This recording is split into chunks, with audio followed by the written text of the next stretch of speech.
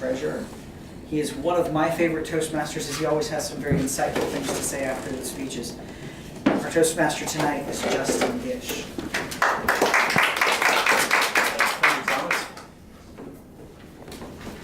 Good evening, fellow Toastmasters, guests. So we'll start out with a review of the agenda. We've got a couple of good speeches lined up for tonight. Lawrence is going to speak on the world is changing as our first speaker. And then our second speaker is Thomas. So we'll just do an overview of the various roles here. So Mark is going to be the grammarian. Mark, would you like to describe that role? Well, the grammarian is has several roles in this club. And that's one thing, the clubs all follow the general outline and the general assignments. But in this club, the grammarian is also word of the day and an ohm counter. I listen for things that don't sound right. So, as I said before a lot of you got here, I is an engineer, so my grammar isn't always the best of things. So I'll just try and take notice of words or sentences that don't sound right to me and point them out. I'll also be listening for filler words like ums and ahs. I'm going to be counting them. That's my role. Oh, and the word of the day. Part of my role is the word of the day. And so today's word is gallimaufry. Gallimaufry. So it's spelled Gallimaufry. A miscellaneous jumble and hodgepodge. So Toastmaster tries to teach you not to be gallimaufry. You want to be organized, not just a miscellaneous jumble or hodgepodge of words and sentences. Thank you, Mark. Ewing's the timer for today. Ewing, would you like to describe that role? Yes, timer is responsible for timing items in the meeting and a signal at the point. What You want the time to are you on timer? Okay, good. Okay. As a times report, I will time everyone and ensure that they stay within their limit for speeches, evaluations, as well as table topics. Table topics, the time is between 1 and 2 minutes, and most of the speeches will be between 5 and 7 minutes for each 10 minutes. Okay. And Ewan, you're handling table topics. Great. Would you like to describe the table topics for our guests? Just select the table topics that the last speakers talk about and encourage the speakers to give their opinions. And Thomas is our general evaluator. So as the general evaluator, I'll be evaluating. change to that. She said she was going to be a speech evaluator. Oh, I'm Yeah. sorry, okay. I will be evaluating how the meeting goes as a whole. Do we start on time? Do we end on time? Are things flowing from one thing to the next eval? That's what I will be evaluating tonight. And then we have 2 speech evaluators. Heather's a speech evaluator, and I don't have the second. Julius is second evaluator. Okay. All right, well with that, we'll move on to the first speaker. And that's Lawrence for The World is Changing.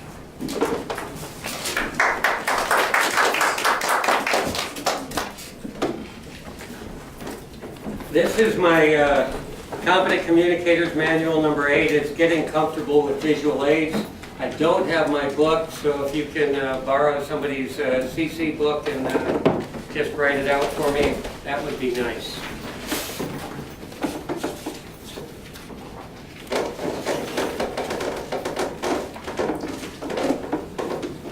The world is changing. Have you noticed? Things are different now. Can you tell? Mr. Toastmaster, fellow Toastmasters, honored guests, our world is changing. It's losing its magic. In days of old, magic was a popular thing. Everybody had a little bit of magic. But the world is changing. The world is losing its magic. I'm sure all of you know what this is. This is a broom. It's used to clean the house. But it wasn't only just a broom. There was a time when this not only was something you could use to clean your house, but you could ride around all over the world on your magic broom. But the world is changing, and those incantations are getting lost. And besides, what kind of person would ride on this? The world is changing. Have you ever gone out into the woods and seen the wonderful little sprites dancing in the moonlight? Have you heard the trolls grumbling as you walked across the bridge? The world is losing its magic. I'm sure all of you also know what this is. This is a simple mop, a humble, lowly mop that's just used for cleaning the floor. But it wasn't always that way. Once upon a time, you could command this mop to mop the floor by itself. And even if it got it cut into pieces, each of those pieces would continue mopping the floor by itself. And not only that, it was used as an object to fly around all over the world. Of course, the problem was that you had to have the special magic, much more difficult than a regular broom. And also, with these little stringy things flopping in the wind, it didn't have quite the class of a broom. But our world is changing. The magic is disappearing. Oh, it's me. What are we going to do when we have to live in a world without magic? But there is hope. Walk through the park in the springtime and look, and you're sure to see on a park bench somewhere a couple of young people looking into each other's eyes with that glow, with that spark in their eyes, the magic of love. So magic still exists. We just call it by a different name. The magic of love. If you go walking through the woods, even today, and just take a moment and sit down under a nice tree in the shade and just quiet your mind and listen. Can you hear it? It's the song of the forest, the magic of the forest.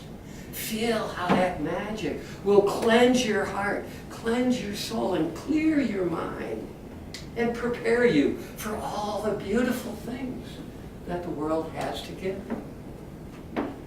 There is still magic in the world. There is still beautiful magic in the world. Have you ever seen a newborn baby? Have you ever looked into the face of a newborn baby? You smell the baby. You can hear the breathing and see that spark in their eyes, the smile on their face, and you can't help but smiling. That's magic. That's the magic of our lives. That's the magic in this world.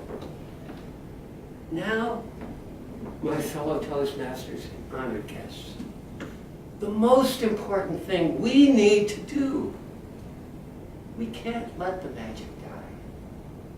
We have to learn to share the love that we have. We need to be able to bring ourselves to a point where everyone we meet can feel that spark of magic from us. And by that, they can have a beautiful day. Thank you very much. Ms. Lawrence? That was great. So we'll move on to the second speaker. Thomas is going to give a speech on never give up, never surrender.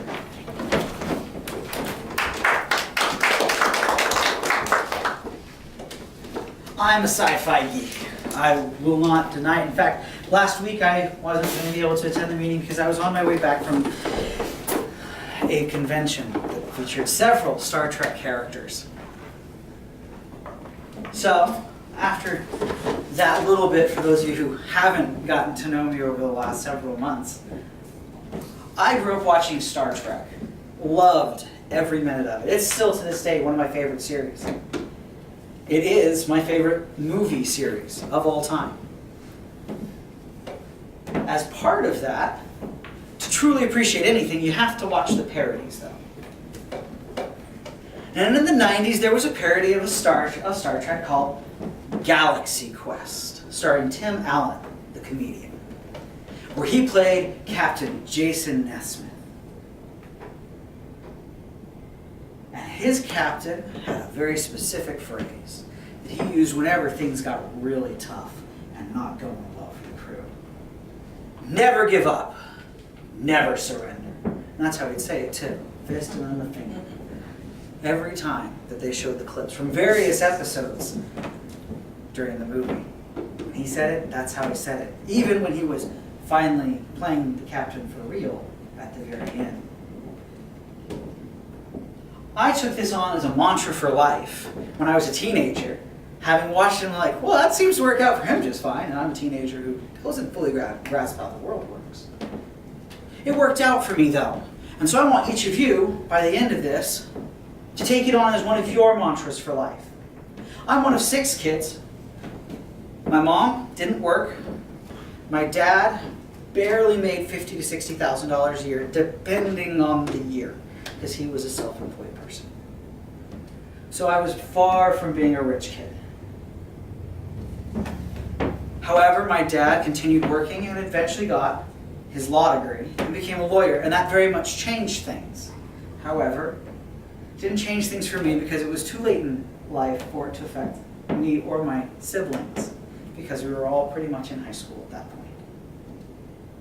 We were all raised by the same parents, but we all have had different outcomes in life, and this is one of the main differences between us, and so that's why I'm bringing this up.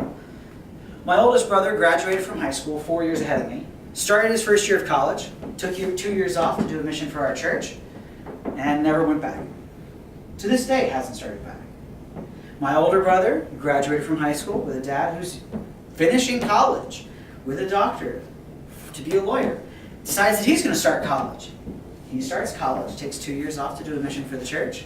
He comes back, does 1 semester, decides it's not for him, quits, drops out. He eventually goes back and finishes his 2nd year of college to be able to enter the computer field.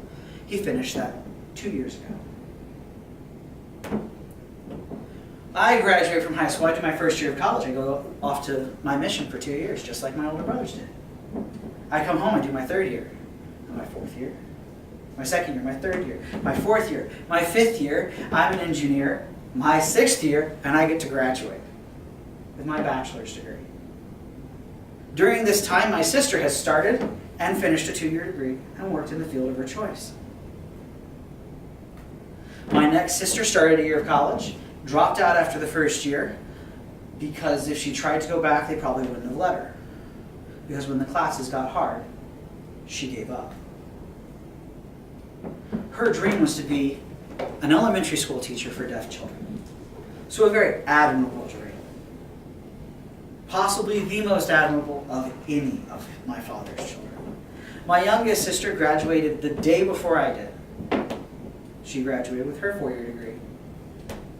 She's now back in getting her master's degree because she still hasn't gotten a job in the field of her choice.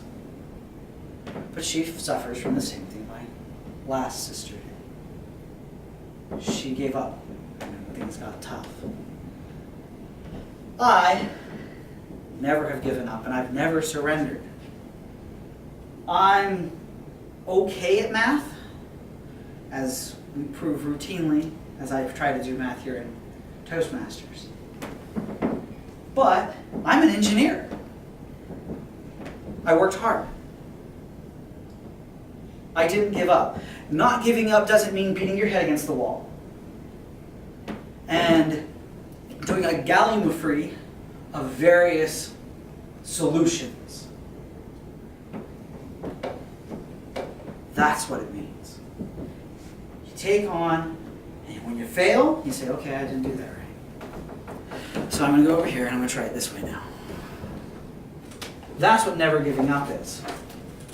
Never surrendering is literally never letting yourself quit. Not giving up. I can keep trying stuff, but I don't have my heart. I've surrendered at that point. I now have been in my career for almost a decade. I've been married for almost a decade. All of my family marvels at how successful I am at life. Especially when you compare me to my brother who graduated in the top 10 people in his class of 200 students. My other brother who graduated in the top 10% of his graduating class of 400 students. I graduated in the top 15%. I was the 15th in a class of 98 students. Which is not really all that great. My sisters did better than me in school too. I'm not the gifted one. I'm the one though that took on this crazy mantra. Never giving up. Never surrendering. It makes all the difference. It's an attitude thing. It's not an achievable thing. It's all about attitude. But the attitude makes the achievements. I started Toastmasters in January of this year with this attitude of not giving up and not surrendering. I did my first speech and I was scared spitless. I think like almost everybody else here who has given their first speech. In spite of the fact that I've given plenty of teaching moments at my church and serving a mission for 2 years. A lot of out in front of people. But it was scary. It was hard. I could have given up. I could have just surrendered and just gone through the motions. But instead of doing all those things, I embraced what Toastmasters was and said, you know what? For me to get the most out of it, I'm going to need to be here for me. For me to grow the most, I'm going to actually have to spend time figuring out what my topic is and getting passionate about it, even when I wasn't. Because there were a few topics that I picked only because I thought I could actually find the information I needed. But I had to get passionate about it, or it would have been a terrible speech. I wasn't going to surrender to the difficulty of the situation. Everybody who I've met who has this same attitude succeeds at least at one point in their life. They may fail everywhere else, but the part that they don't give up on, the part that they don't surrender to, is the part that they succeed at. My father is a lawyer because he didn't give up and he didn't surrender. I'm a civil engineer because I didn't give up and I didn't surrender. Honestly, I don't think I'd be president of this club if I came in and just went through the motions. My marriage is a smashing success in spite of my wife and I having to be separated for 1.5 years while she finished her master's degree. Because instead of saying, well, that's going to be hard, I'm just not going to put effort into it. I talk to my wife more when we were separated than I do now. We talk a lot. My wife talks a lot. And I listen a lot. And I do my best to keep at my end of the conversation. But that's what it's about. If in life we don't give up and we don't surrender, no matter how hard the things are trying to make us give up or surrender or both, we'll succeed at whatever we put our mind to. I challenge you all from this day forward, in whatever your true dream in life is, to never give up and never surrender. And I promise you, if you do, on that dream, you'll find a way to make it happen. And you'll end up like me, a 33-year-old who honestly can say the happiest year of his life was the last 12 months. And when I was 32, I had the same thing to say. I've always been happier and better off by taking this thing on, with never giving up and never surrendering. Mr. Toastmaster.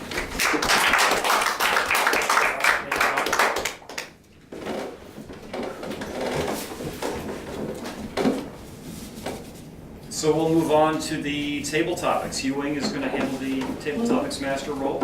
Yeah. Come on up. 15 minutes. 15 minutes. Wow. Okay, we are in table topic section. I really like Tom's speech because as a foreigner, English is not so good, but like you said, I will never give up, never surrender. So continue to practice my English. And I think you promise that will be true, will be improved finally. Okay. So today I have the first. I would like to answer the first the question. The question is explain how birthday I celebrate in your country. So because this is some special stories, I would like to answer this question. In my country, the birthdays we are celebrated every year, like here. However, men's 60s, 70s, 80s, 90s, 100, and so on, if you can leave another one. It's very special. We always celebrate those birthdays when they are when they are get to age, like 59, 69, 79, 89, 99, instead of the 60, 70, 80, 90, and 100. I don't know why. The birthday always have a special meal, include noodles and we call steam bounder sheets like peach. Say like this picture. This is the, I say the steam bounder shape like a peach. All this symbolize long life.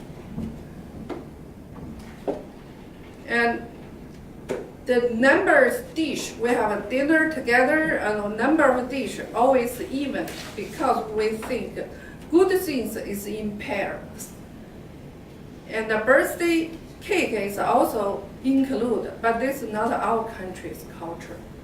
It's from the West country. We always invite the relatives and close friends. They are prepared a gift. Most of the gift is cash. And they put the red, like this big envelope. And we also never open the gift before the guests. We just say, oh, thank you, and never have give the like 6 card in later.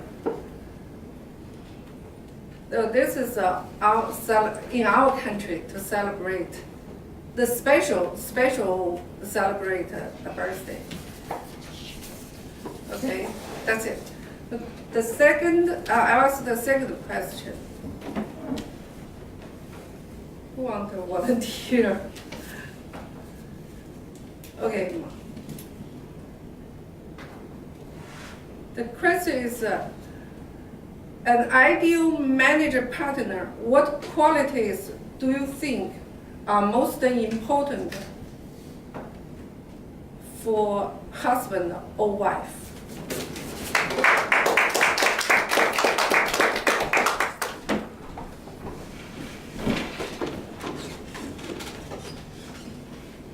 That question turned or twisted from what I was expecting, because you were talking about ideal manager or partner, so I was thinking, what kind of business partner do you want? What kind of spouse do you want is actually a much more important question. And there are so many things that are important in a spouse. I think the number one thing is you must have respect for your spouse. you must trust your spouse. When you get married, you become a team. And that's one thing that my wife and I think we do a pretty good job of being a team. Because our kids outnumber us. If we don't work together, we will fall behind. We always have to tag team. And we always have to work together. We always have to trust that we're working toward the same goal.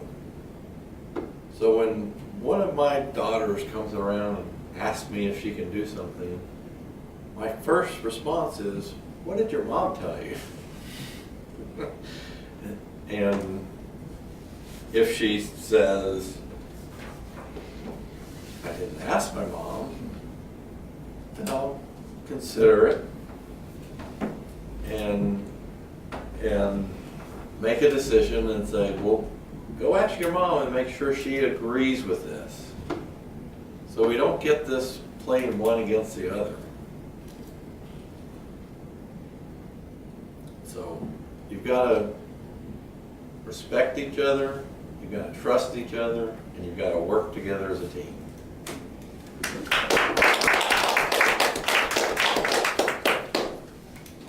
Thank you. The second question, I'd like to ask you straight. What's the, excuse me, characteristics do you think make a good parent?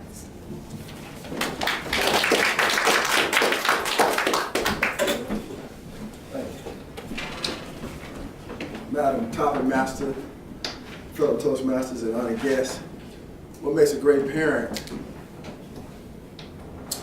I'm a parent, and I have been a child of parents, so I've played both sides, been on both sides. What makes a great parent is someone who is encouraging, who is forgiving, because kids make a lot of mistakes.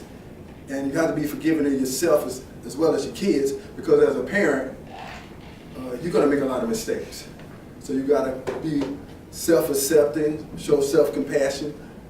You just have to be a role model as best as you can. And as a role model, you have to let kids see that as a human being, you're not perfect. And they're not going to be perfect. But you can always improve and grow. And you have to show them that you are willing to continue to grow and improve for as long as you live. And if they are willing to be teachable, then you have done your job, because you have become a teachable person, so you can teach others to be teachable. So that's what you do, lead and follow as a parent. This is the topic.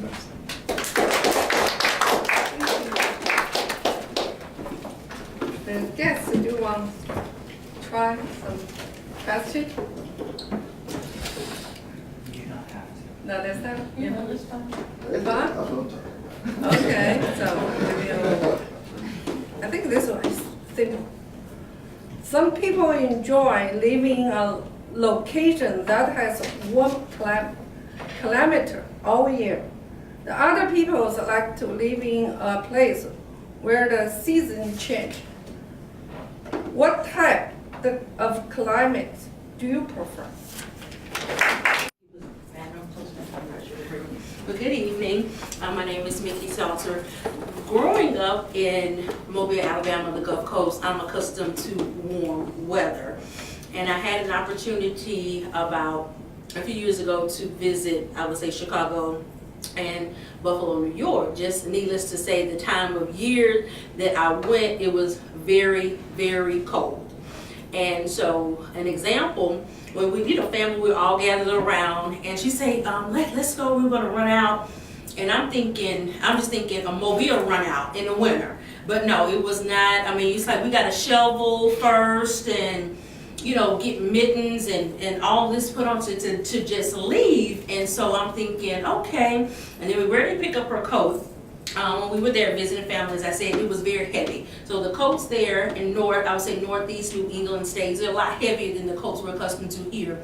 My preference is warmer weather. I've lived in Atlanta for 9 years, and the weather is very similar to Mobile.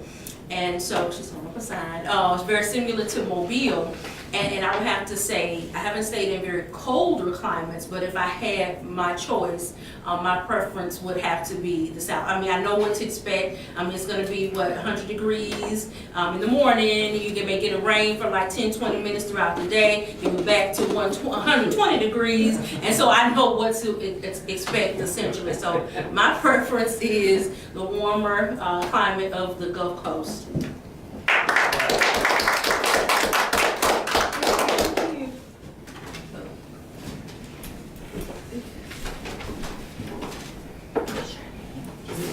We've got about 4 more minutes. If you'd like to do. Oh, I can, okay. I have a lot of questions. Heather, you want? Okay. Okay, so give me a hard one. I think this one. A possession is an object that you own. If you were asked to be choice one possession that you prize highly, which one could you choose?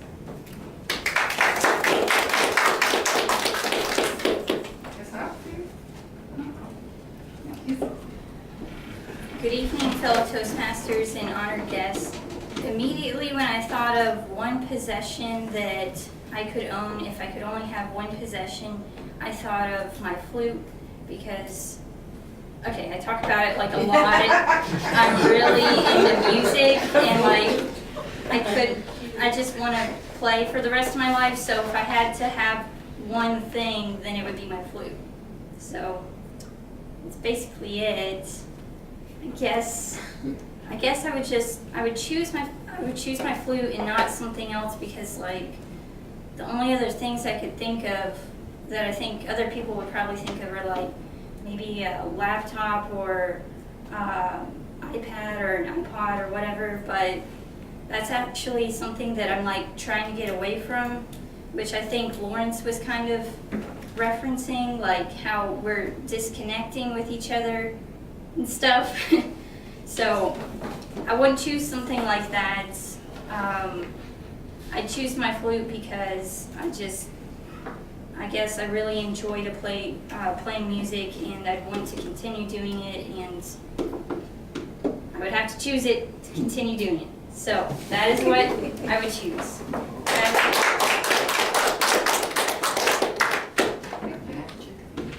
How about one more, Ewing? One more? One more. I would like a timer to answer the question. The timer, okay. Yeah, timer, yeah. But sorry, I forgot your name. That'll be the time. Okay. Some people like watch news on television. The other people prefer to read the news in a newspaper. Still others use their computers to get the news. How do you prefer to be informed about the news and what?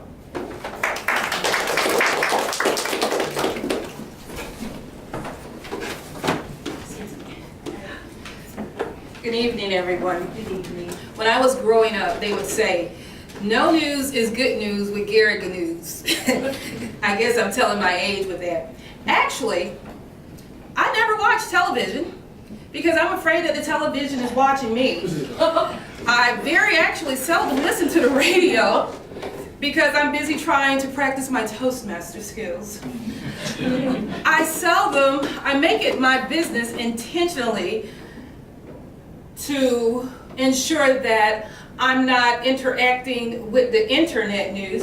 I actually have no social media. I find that if I want something to find me, it will find me. So when there was a storm recently here, probably about 2 weeks ago, I had absolutely no idea. And then it found me. Did you hear about the storm? What storm? the one that you need to prepare for. I need to prepare for a storm. Do you think it's a good idea that I go to the grocery store today? By the time I made it into the grocery store, all the water was gone, all the tissue was gone, all the berries, all the flashlights. I said, this must be serious. Then I walked outside and I actually had to swim to my car. I said, you know what? Maybe there is a storm. Actually, as I said before, I let news come to me because in the media, there is so much going on in the media that if it's really, really, really important, it would find me. Thank you.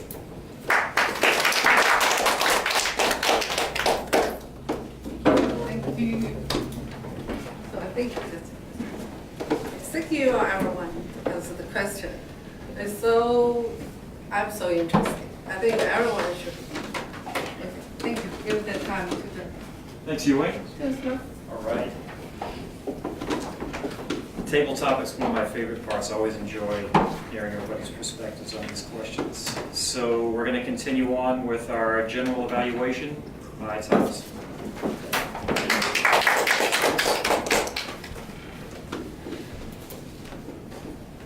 So we'll actually start the evaluations by having Heather come up and evaluate Lawrence's speech, "The world is..." Right. So the evaluators have been given criteria in a notebook that we all have. So for those guests, while Heather comes forward, I'll explain it. And those criteria are what they're being judged against, kind of, because it's a metric of the objective of the speech. So for Lawrence, that's going to be being comfortable with visual aids. So it's going to talk, her evaluation will center around those visual aids and how he used them and how they brought us into his speech. For mine, which is inspiring my audience, all of my criteria was how I got you into accepting that inspiration and moving forward with it into the future. Those are going to be the types of criteria you're going to hear for these two. But every speech we have has specific criteria based on the objective of that speech. And so Heather will be evaluating the getting comfortable with visual aids of Lawrence.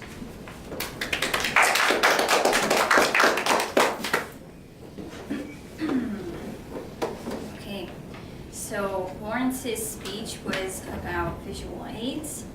I'll go ahead and go through the list of whether or not the points that are on here about visual aids were excellent, satisfactory, or could improve. Were the visual aids appropriate for the speech and message? I said satisfactory. Did each visual aid help you to understand and remember the speaker's point? Yes, it was excellent. It was a different approach. I wouldn't have thought that you would just like pick up a broom or a mop, and so yeah, that kind of like, it was just different. So it was like I would remember that. Was each visual aid clearly visible? Yes, excellent. Computer-based visuals, that's not applicable. Did the speaker use the visual aids smoothly and with confidence? Yes, excellent. How clear was the speaker's purpose? Satisfactory. Did the speaker use body language to reinforce the message? Yes, excellent. Was the speaker's word choice effective and appropriate? Yes, excellent. And was the speech well researched? I put not applicable because it was kind of like, it seemed like your speech was like more on emotion and stuff, so you don't really research that. You kind of just went on your experience and what you really believed in everything. So your speech, from what I could tell, it was kind of like people were, like today in this modern age, people are kind of losing this power to believe, I guess, because you reference magic a lot, and I guess nowadays people don't, like, even kids, they believe less in that stuff. And it's kind of like, then that tied in with emotions and everything, and how people are kind of getting disconnected.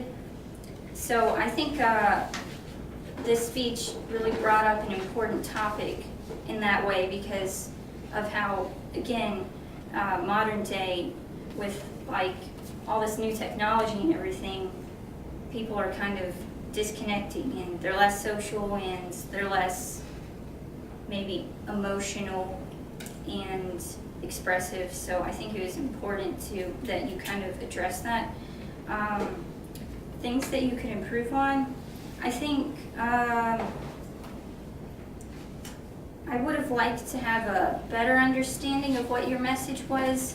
I guess it's kind of hard to tell if it's like an emotional thing, but I wasn't really clear, but I caught on and it became clearer. Maybe use multiple specific points to kind of support your message, but again, the idea of relating magic to happiness and expression was really creative, like consistently. That's something that you're really good at, is you keep things interesting and creative, and as usual, your execution was really confident and your words just flowed really smoothly and you kept the audience's attention, so it was really good.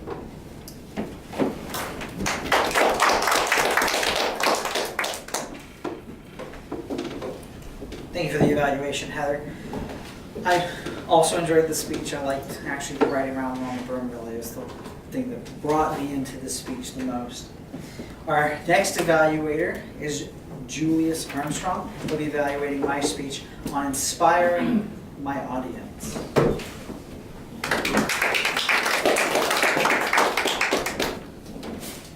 Fellow Toastmasters, honored guests, and most importantly, Thomas.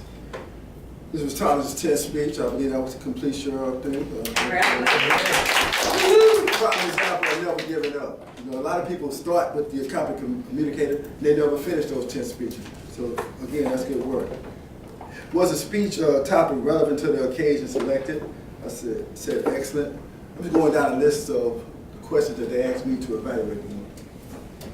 Did the speaker understand and express the feelings and needs of the audience?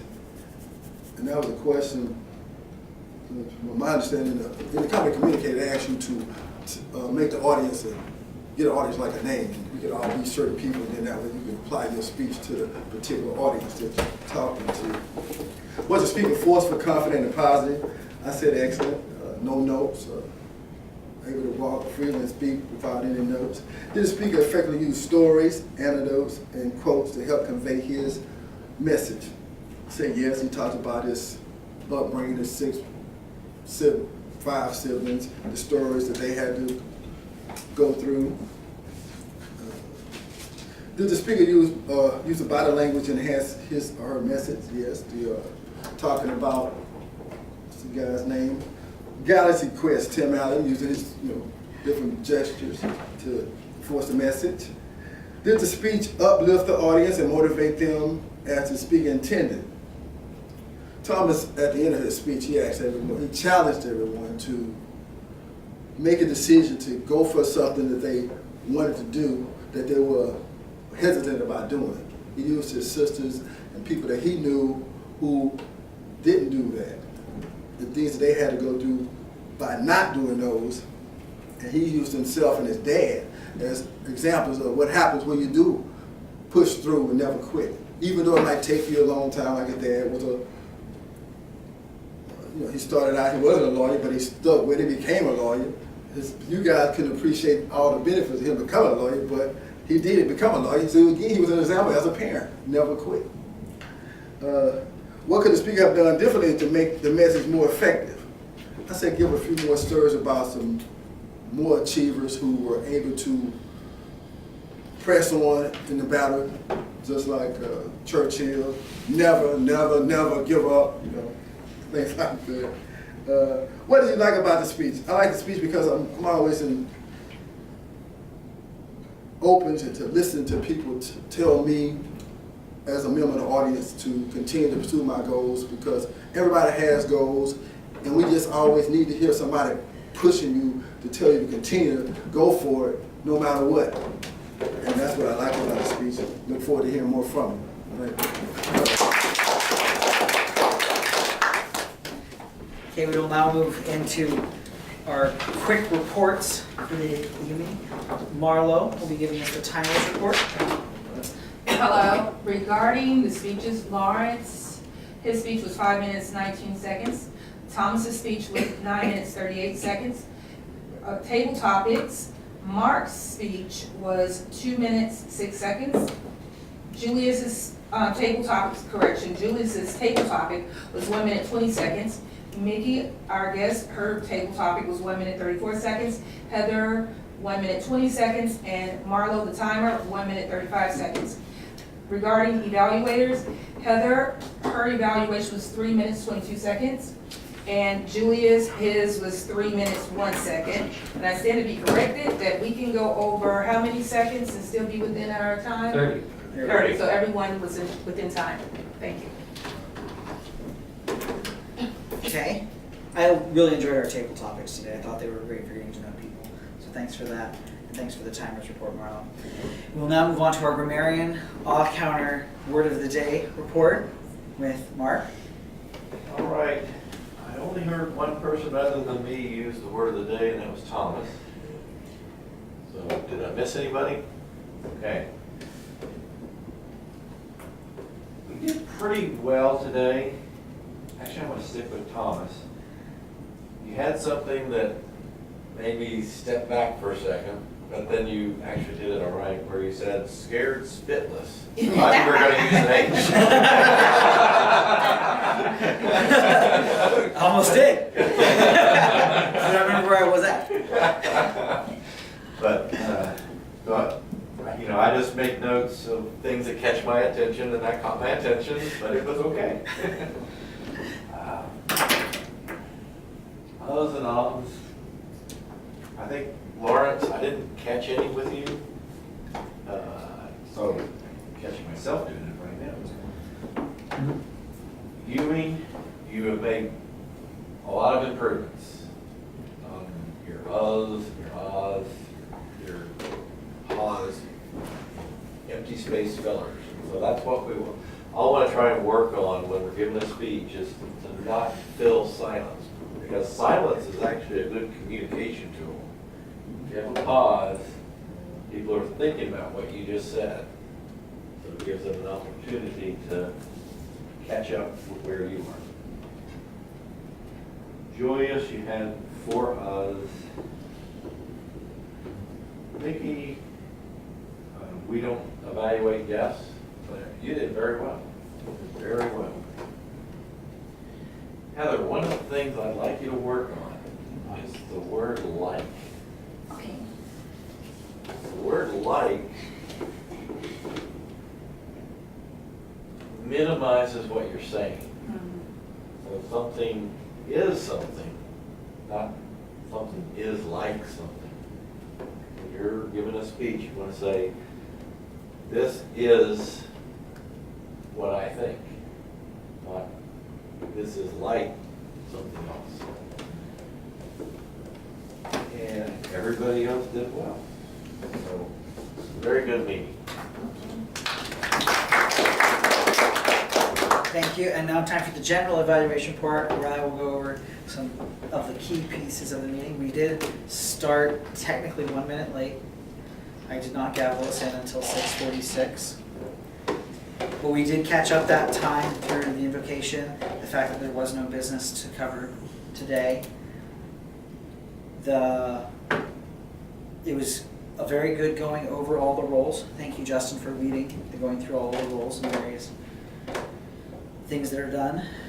Both speeches, I'm assuming both speeches were good. I am one of the speeches, so I thought the first one was good, and you all seemed to react well to mine, so I'm assuming they were both good for that second one. The table topics, as I said earlier, were just really great. It was really neat to learn about Heather's love for her flute being that strong, and that those of us who have grown up in the South really do like the warmer climate. That's nice to hear that I wasn't the only one. I've told my wife I don't want to move north again, and we're talking from the latitude that we're on, because I like wearing shorts at Christmas. And she looks at me and I'm like, this is great. And she's like, no, this is not Christmas. And so that's the one disagreement we have, is that I like the warmer climates like you do, Mickey. The table topics did end on time, and we were able to get in quite a few. That was very nice and very handy. And all of our reports went quickly. I will now turn the time back over to our Toastmaster to close out the education. All right, Thomas, thank you.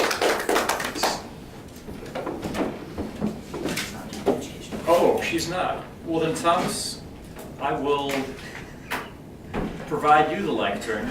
You struggle with that term. I'm not gonna turn it over. I'm gonna hand it over. So, for Thomas, do you have awards or? We have no awards tonight, but we will be filling out some awards, one for Lawrence, who has also completed his second competent communicator, and then me for having completed my first. We are also working on, just as a quick reminder to everybody, either new to the club or hopefully new by the end of tonight or next week, we're trying to work on making it so that we reach everybody's reaching goals. That's part of the reason for my speech tonight, was we're trying to have everybody have a goal that the officers, myself, Yu Ying, Heather, and Cody, who is not here tonight, but Cody as well, because there are leadership and communication goals that each of us will play a part in you achieving, and we're trying to have you guys set the goals so that we know what you want, so we can help you achieve them, and that will help me have a lot of awards to give out that are not for me, which is like my happiest moment, is to give out things that are not mine.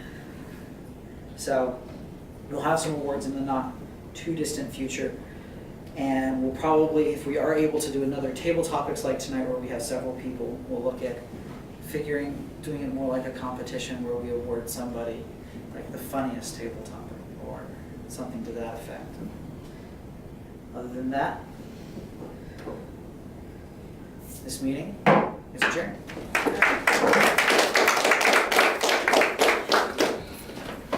How about next meeting?